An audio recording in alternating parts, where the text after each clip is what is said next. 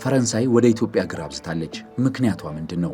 ኢማኑኤል ማክሮን በተደጋጋሚ ወደ አዲስ አበባ እየመጡ ነው። የኢትዮጵያ መሪዎችም ወደ ፈረንሳይ ይሄዳሉ። ምንድነው ኢትዮጵያና ፈረንሳይ እያደረጉ ያሉት? ፈረንሳይ በአፍሪካ አዲስ ምልከታዎችንም ይዛ እየመጣች ነው። እየተንኮታኮተ ያለው የአውሮፓ ስልጣኔና እያዘመመ ያለው የነ ፈረንሳይ ዘመን በኢትዮጵያ በምስራቅ አፍሪካ ምን ሊያገኝ ይችላል? ኢማኑኤል ማክሮን ምንድነው የሚፈልጉት? በዝርዝር እንመለከተዋለን። ከመጋረጃው ጀርባ ያለውን ታሪክ ገልጠን ዛሬ እናየዋለን። የቅዳሜ ገበያ የዩቲዩብ ቻናላችንን ሰብስክራይብ አድርጉ። ትኩስ ትንታኔዎች እንዲደርሷችሁ የደወል ምልክቱን ይጫኑ።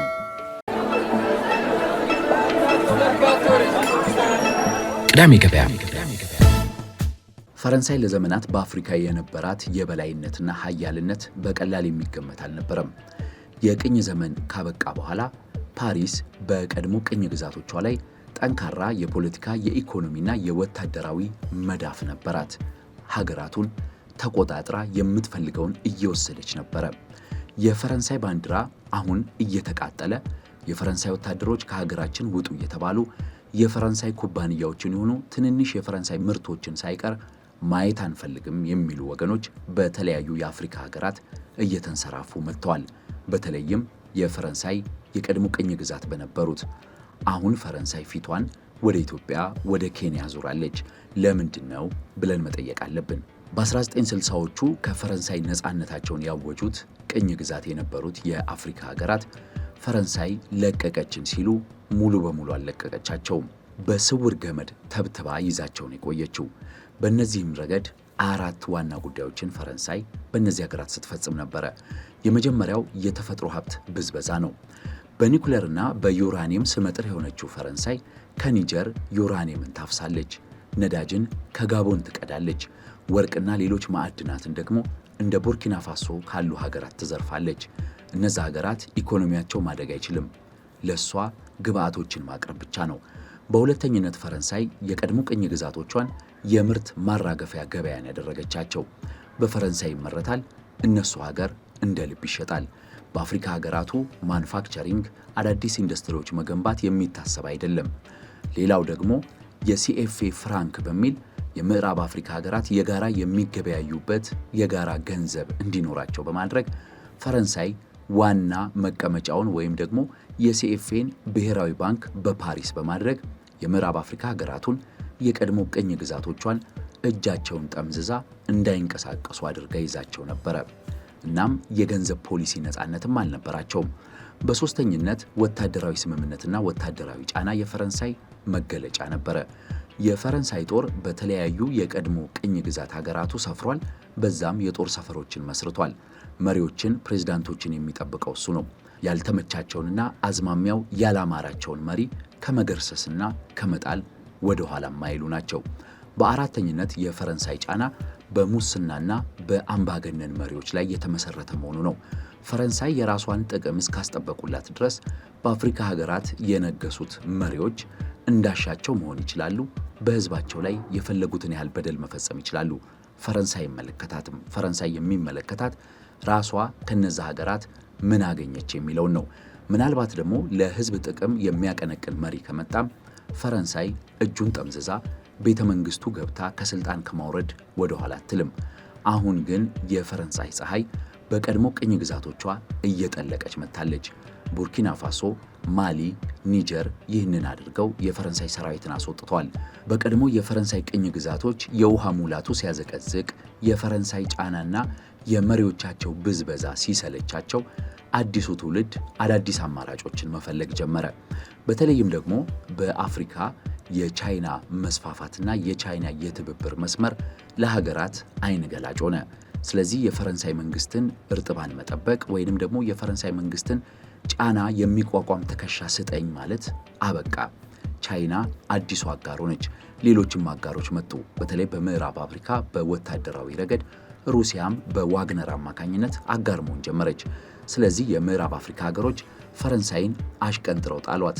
እናም ፈረንሳይ አዲስ አማራጮችን ማየት አለባት። በተለይም ኢማኑኤል ማክሮን የፈረንሳይን ኪሳራ ላለመቀበል ስለፈለጉ አማራጮችን በማስፋት አዳዲስ ግንኙነቶችን ወደ መመስረት ሄዱ። ከፍራንኮፎን ወይም ፈረንሳይኛ ተናጋሪ ከነበሩት አፍሪካ ሀገራት ወደ እንግሊዝኛ ተናጋሪዎቹ ሄዱ። በዚህ ግንባር ቀደሟ ኬንያ ናት። በቅርቡም በኬንያ የተደረገው ስብሰባ ያንን የተንተራሰ ነው። አሁን ደግሞ ወደ ኢትዮጵያም ጎራ ብላለች። በተለይ ኢማኑኤል ማክሮን እና ጠቅላይ ሚኒስትር አብይ አህመድ ያላቸው ትብብር በጣም ሰፊ እንደሆነ መናገር ይቻላል። የትብብራቸው ረገዶች 3 ጉዳዮች ላይ በስፋት ያተኮሩ ነው። ጠቅላይ ሚኒስትር አብይ ወደ ስልጣን ከመጡ ጊዜ አንስቶ ፈረንሳይ የላሊበላ ውቅር አብያተ ክርስቲያናትን ለማደስና ለመጠገን የፋይናንስና የባለሙያዎች ድጋፍ አድርጋለች።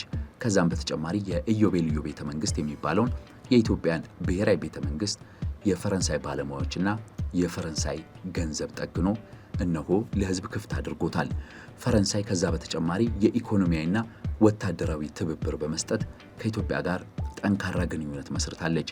በነገራችን ላይ ኢትዮጵያ የወደብ ጥያቄ ስታነሳ የባህር ኃይል ማቋቋም አለብኝ ስትል ቀድማ እጇን የዘረጋችው ፈረንሳይ ናት። ፈረንሳይ ኢትዮጵያ በዓለም አቀፍ ህግጋት መሰረት የተፈቀደ የባህር በር የማግኘት መብት አላት በሚል ድጋፍ ከሰጡ ሀገራት መካከል ቀዳሚዋ ናት። በዚህ ድጋፍ ብቻ አላበቃችም። የኢትዮጵያን የባህር ኃይል እንደገና በማደራጀት ፈረንሳይ የቴክኒክም የወታደራዊም ድጋፍ የስልጠና ድጋፎችን በተከታታይ ሰጠች። ወደ ፈረንሳይ ሄደው የኢትዮጵያ ልጆች ሰለጠኑ። እዚህም ደግሞ የፈረንሳይ ባለሙያዎች መጥተው ሰፊ ድጋፎችንና ትብብሮችን ማድረግ ጀመሩ። እናም ጠቅላይ ሚኒስትር አብይ ፈረንሳይን በወዳጅነት ቢያዩት የሚገርም አይደለም። ሁለተኛ፣ ፈረንሳይ ጫና ካረፈባት ጸረ ፈረንሳይ ወይም ከፍራንኮፎን ሀገሮች ከደረሰባት ግፊት ወደ ኢትዮጵያ ፊታቸውን ቢያዞሩ የሚገርም አይደለም። በኢኮኖሚም በባህል ዲፕሎማሲም ትብብር ለማድረግ እየሞከሩ ነው። በኢኮኖሚ ረገድ ፈረንሳይና ኢትዮጵያ ያላቸውን ግንኙነት እንመልከት። በተለይም በአረንጓዴ ኃይል ልማት በሚል ፈረንሳይ እየሰራች ነው። ቀድሞ በንፋስ ኃይል ማመንጫ አብራ ከኢትዮጵያ ጋር የሰራችው ፈረንሳይ አሁን ደግሞ የኢትዮጵያን ናሽናል ግሪድ ወይንም ደግሞ የኤሌክትሪክ ማከማቻ ማዕከሎችን ለማሻሻል እየሰራች ትገኛለች። በዛም ዙሪያ ሰፊ ኢንቨስትመንት ፈረንሳውያኑ እያደረጉ ነው።